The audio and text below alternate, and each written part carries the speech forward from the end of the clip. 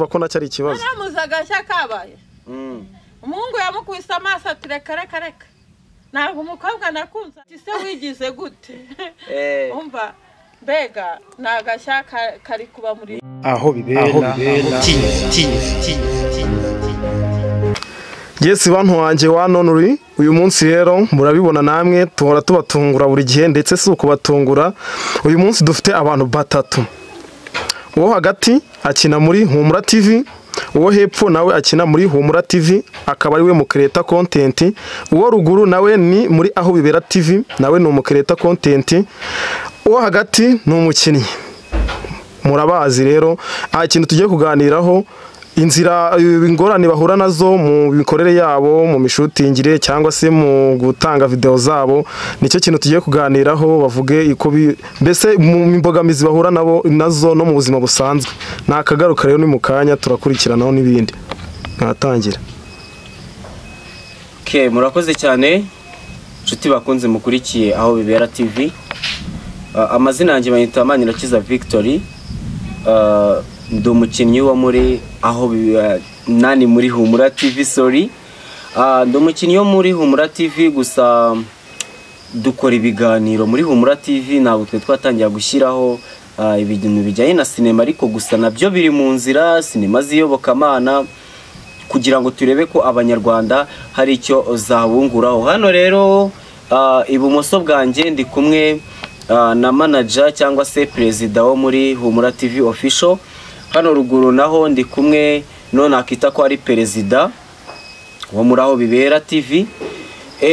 Njyewe ku giti cyanjye imbogamizi nkunda guhura nazo mu buzima bwa buri munsi muri Humura TV nuko iyo dufashe umwanya wo gukora video hari igihe tugira imbogamizi yo kubura uburyo dutunganya amashusho yacu kugira ngo tubashe kuba twashyira nyine kuri social media kugira ngo zibagireho zikeye. Nicyo kibazo duhura nacyo mu buzima bwa buri munsi cyangwa se tukaba twahanye gahunda n'abari buduhe ibikoresho bikeya mu byo tudafite tugasanga icyo gihe babonye ibindi biraka ntago babonetse bega bikaba imbogamizi cyane. Rero nibanze mu magambo perezida wo muri Humura TV nawe yabasuhuza abahanikaze kurica no kuri Aho Bibera TV. Aho neza abanyarwandakazi cyangwa bari impande n'impande mu bihugu bitandukanye turabashuhuje mu izina rya Yesu. Nanjye ndi umumama ushima Imana uko ibikorwa bitandukanye ibyo umwami ashatse kudukoresha turabikora. Rero uyu munsi tukaba twaje hano kuri channel Aho Bibera TV naho twakora akazi katoroshye gatandukanye umukinnyi nyinamo ariko duhura n'imbogamizi nyinshi cyane. Hari igihe uba wapanze gukora ikintu projet yawe wayipangiye runaka story runaka ishingiye ku muntu runaka ariko uwo muntu akagutenguha. Ibyo nibyo dukunda guhura nabyo muri iyi sinema nyarwanda na ndetse bigatuma ihagarara cyangwa isubira inyuma abadukurikiye bakategereza bakabura ariko niyo mbogamizi nyinshi cyane duhura nayo. Bindi buze kuri Humura TV official yo ntabwo turatangira gusohora ariko turi hafi no turabyitegura turi mu nzira rwose. Abanyarwanda bere kurambirwa bagumye abantu gende bagereyo badutera inkunga badukurikirana video ugezeho bayireba bayirangiza iyo niyo nkunga ya mbere kandi Imana izabibahembera. Yego ariko hari iyindi filime ngo mugiye kujya mubagezaho. Ego iyo bakamana ivuga kuri uru rugendo duhura narwo rw'umukristo ahura narwo muri uru rugendo. Umukristo ari mu rugendo ahura n'intambara nyinshi zitandukanye ariko Imana ikamushoboza muri byose. Yego. Ubwo rero reka dukomereze kuri umu content creator wa Aho Bibera TV atubwire nawe imbogamizi nyinshi agenda ahura nazo mu gukora nyine umwanya nuwe. Murakoze kuduha ijambo turabashuhuje muri rusange bigaragara ko tudaheruka kubaha amakuru y'imirimo dukora hashize iminsi ariko ni ukutubabarira. Nyine muri urwo rugendo bagenzi bacu babwiye no muri izo twahuye nazo, urategura ukavuga uti tugiye kunezeza abantu bacu bishime badukurikire, ariko nyine hagacamo ibibazo, hagacamo nuko nyine duheruka kuvugana mbabwira ko nyine bingora bitewe n'amikoro, bitewe n'uko mba nifasha, kuko mperuka kubabwira ko umutware wanjye yitaye ari we wabikoragamo. Ubwo urumva ntabwo biba binyoroheye, ni ukunsengera nyine kugira ngo turebe ko twagira icyo dukora kigaragara. Ubwo rero ni ukudushyigikira. Hari filime turi gutegura muri iyi minsi. Kuri Aho Bibera TV cyane kuri Humura TV? Ni kuri Aho Bibera TV. Na Humura TV ifite nayo filime? Yego. Hari filime turi gutegura kubahereza kandi nziza cyane ivuga ku by'ubuzima bw'iyi minsi. Intambara y'ubuzima. Intambara y'ubuzima. Ubwo niko izaba yitwa, ko yitwa Intambara y'ubuzima. Urumva rero buri wese ahura nabyo, buri wese ashobora guhura n'izo ntambara. Uzayitega amatwi cyangwa muyikurikirire indi irangira. Rero ngira ngo bavuze uko biyumva, ngira ngo noneho tugiye kuganira bisanzwe munaseka.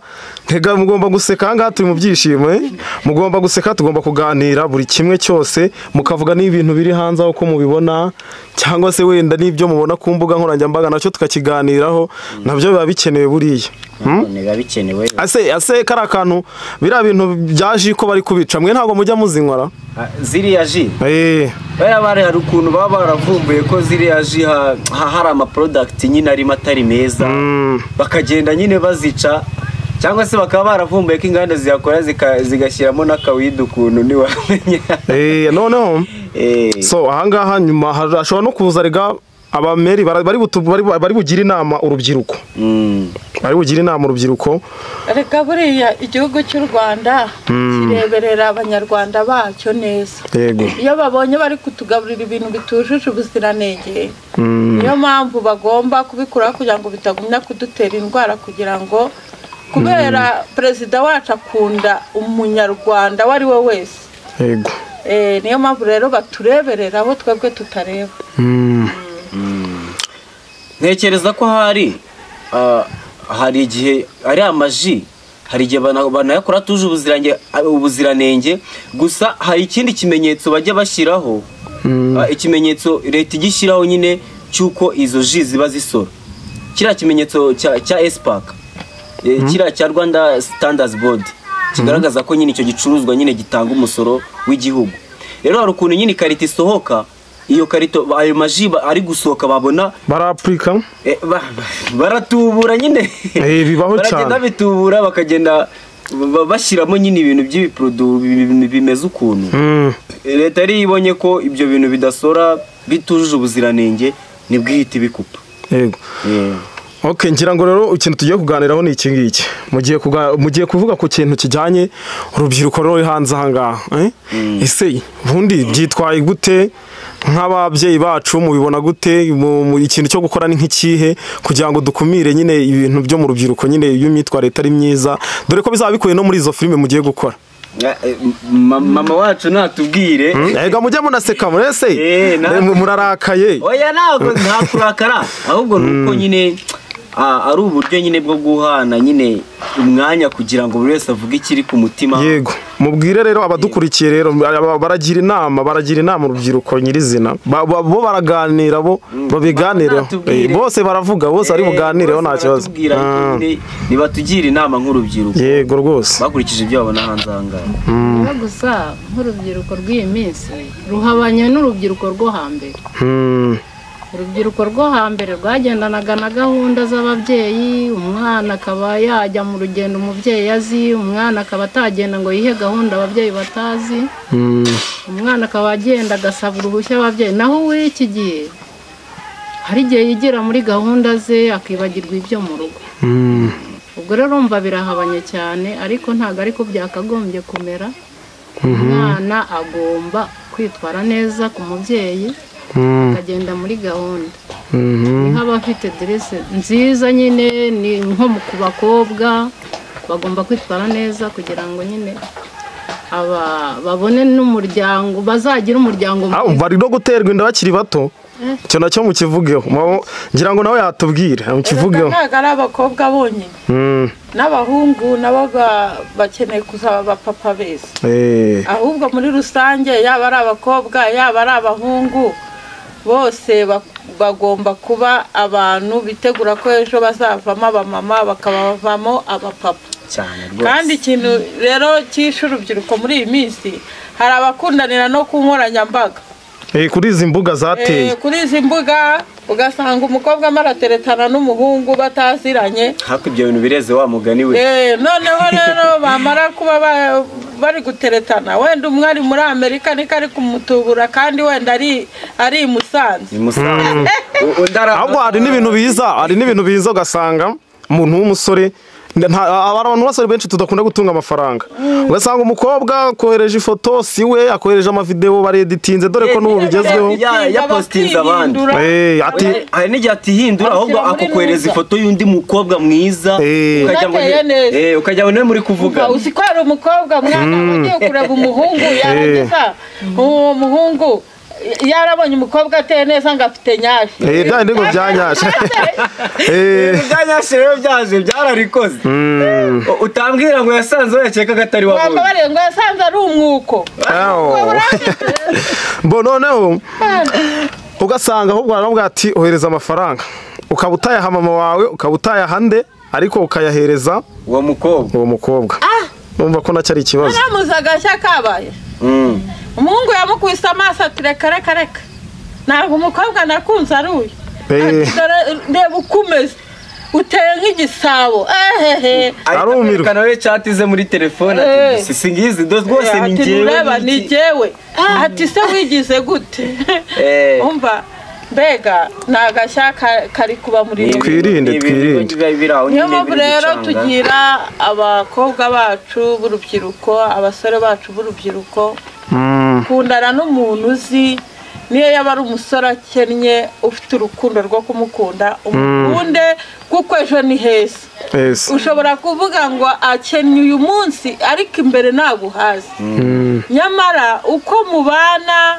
uko washakana nawe mukabana mubasha kubaka fondasiyo yanyu kandi muyere muri duke mukagera kuri byinshi ngenda uwo mugabo wo kubihamya nge nabibabwira kuko mfite inkuru nyinshi nabahana ndetse n'ubuhamya bwinshi abakunzi bacu badukurikira n'ubundi rega nicyo kintu twabikoreye mu biganiro muzagenda mukora uzajya utanga ubwo buhamya bw'ibyo bintu ndetse no mu mafilime yacu bizaba birimo ahubwo niyo nkuru gusa banyarukire kuri Humura TV official bakore subscribe ndetse no kuri Aho Bibera TV bakore subscribe ngira ngo rero akaryoshye ngo nigahora mwitama niko njya numva bavuga amasaha ntago yadukundiye ikirere urabona ko nacyo kitameze neza ubwo rero akavura kagiye kugwa yego ubwo rero buri muntu agiye aravuga muri Aho Bibera TV icyo bagomba gukora kugira ngo badusapotinge nimba ari ugutanga subscribe cyangwa se nimba ari n'ikindi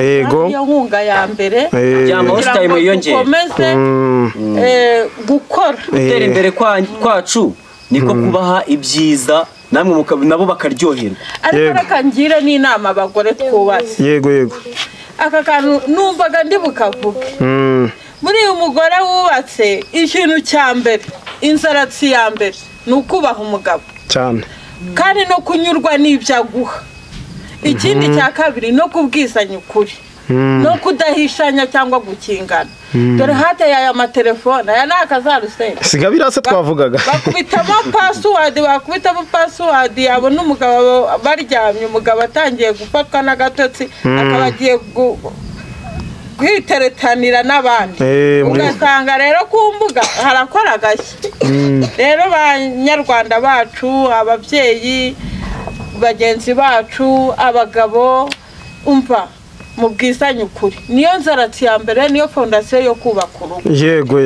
yego urumva ibindi ari akazaza. Yego murakoze cyane kandi turabashimiye kuba mwamwitabiriye kino kiganiro cy'urufatanye. Ubwo ni channel ebyiri zahuye aho bibera TV twabivuze na Humura Official TV.